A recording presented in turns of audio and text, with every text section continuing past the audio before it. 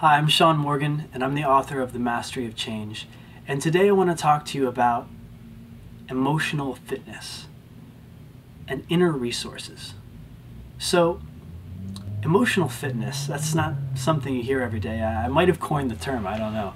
But we all know what physical fitness is. I mean, we challenge ourselves and we grow. And the same principle applies with emotional fitness. That it's only through gradual and not too traumatic challenge that we're able to grow. But first we have to have a foundation. Just like in physical wellness, we have to be not starving. We have to be have some level of nourishment and meat on our bones to be able to get to the next level of being happy.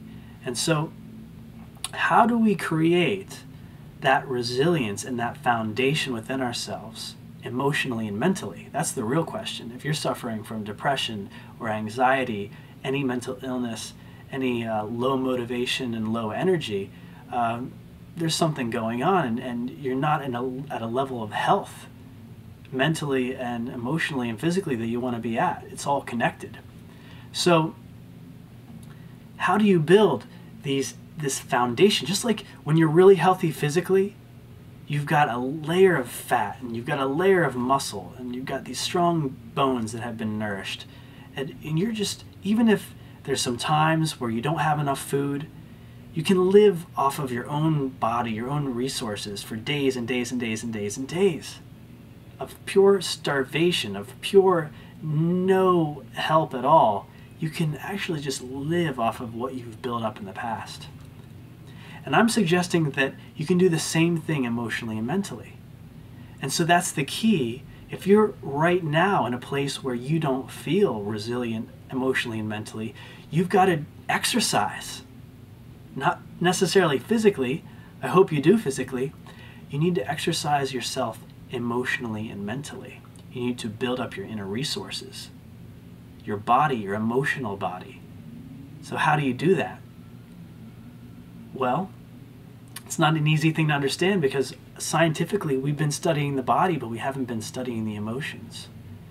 So I believe that with every positive thought, every positive input that comes in, you're building your emotional body and your emotional resilience.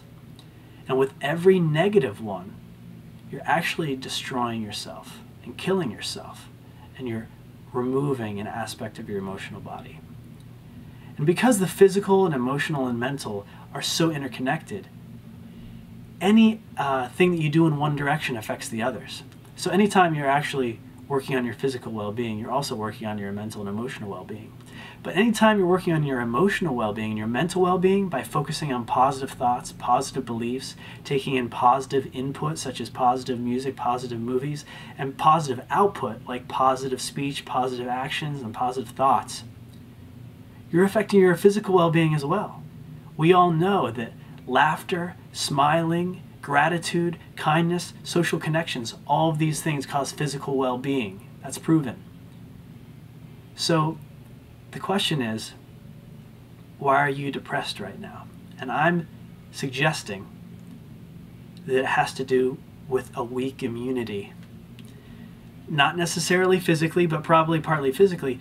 A low immunity of emotional fitness. Your emotional health doesn't have a foundation. But you can start now. Just like a weak person physically has to start somewhere by feeding themselves and by exercising and building themselves up. You can do the same thing mentally and emotionally by taking in those small little bite-sized pieces of positive thinking, positive input, and positive output. Everything that you're grateful for, every positive thought you have, you build yourself up and you become more and more resilient so that in times where you have a crisis, you're resilient. You can work through it because you know you have the resources. Please check out my other videos because responsibility is really huge and you have to be able to recognize that you're the one. You're not a victim of circumstance, that you're the one that determines the thoughts you have and the actions you take, and ultimately the amount of health and wellness that you have. Check out my book at masteryofchange.com and download the free version. And I hope you'll email me and let me know what you think.